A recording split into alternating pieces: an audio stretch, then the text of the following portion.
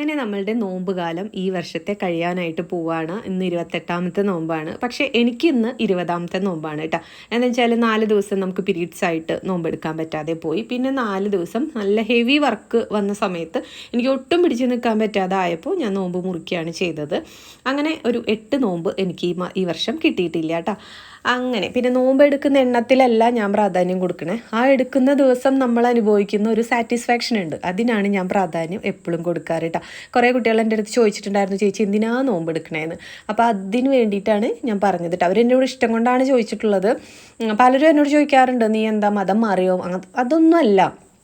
നമ്മളൊരു ഉപവാസമായാലും നമ്മളൊരു നോമ്പായാലും എടുക്കുമ്പോൾ നോമ്പ് തുറക്കണ സമയത്ത് നമുക്ക് കിട്ടുന്ന ഒരു സുഖമുണ്ട്, ശരീരത്തിനായാലും മനസ്സിനായാലും. നമ്മൾ മനസ്സിൻ്റെ സുഖം എന്ന് പറഞ്ഞാൽ നമ്മളെന്തോ ഒരു സംഭവം ചെയ്ത് തീർത്തു, നമുക്ക് പറ്റാത്തൊരു കാര്യം അത്രയും സ്ട്രഗിൾ ചെയ്തിട്ട് നമ്മളത് ചെയ്ത് തീർത്തു എന്നുള്ളൊരു സംതൃപ്തി മനസ്സിന് കിട്ടാറുണ്ട്. പിന്നെ നമ്മളുടെ ശരീരത്തിനെ സംബന്ധിച്ചിട്ട് നമ്മൾ ആ ഒരു ഇറക്ക് വെള്ളം കുടിക്കുന്ന സമയത്ത് നമ്മളുടെ ശരീരത്തിൻ്റെ എവിടേക്കൊക്കെ വെള്ളം എത്തുന്നുണ്ടെന്ന് നമുക്ക് ഫീൽ ചെയ്യാൻ പറ്റും.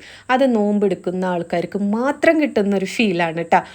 അത് എടുക്കുന്നവർക്ക് മാത്രമേ അതറിയുള്ളൂ. പിന്നെ വിശപ്പിൻ്റെ വില നന്നായിട്ട് മനസ്സിലാവുന്നൊരു സമയമാണ് നമ്മൾ നോമ്പും ഉപവാസവും എടുക്കുന്ന സമയത്ത്.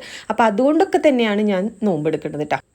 അല്ലാതെ അതിൻ്റെ പിന്നിൽ വലിയൊരു സ്റ്റോറി ഒന്നും ഇല്ല കേട്ടോ. പിന്നെയെന്ന് വെച്ചാൽ ഡിഗ്രി കാലഘട്ടം തുടങ്ങി ഞാൻ ഉപവാസമൊക്കെ എടുക്കണ ഒരാളാണ്. അപ്പോൾ അതുകൊണ്ട് തന്നെ എനിക്ക് അത്ര വലിയ ബുദ്ധിമുട്ടൊന്നും തോന്നാറില്ല. പിന്നെ ഓഫ് കോഴ്സ് ഇഷ്ടത്തിന് മുസ്ലിം സുഹൃത്തുക്കൾ എനിക്കുണ്ട്. അത് ആൺകുട്ടികളായിട്ടും പെൺകുട്ടികളായിട്ടും ഇഷ്ടത്തിന് എൻ്റെ കട്ടയ്ക്ക് സപ്പോർട്ട് നിൽക്കുന്ന ഒരുപാട് സുഹൃത്തുക്കൾ എനിക്കുണ്ട്. അവർക്കൊക്കെ ഭയങ്കര ഇഷ്ടമാണ് ഞാൻ നോമ്പെടുക്കണമെന്ന് കേൾക്കുമ്പോൾ തന്നെ.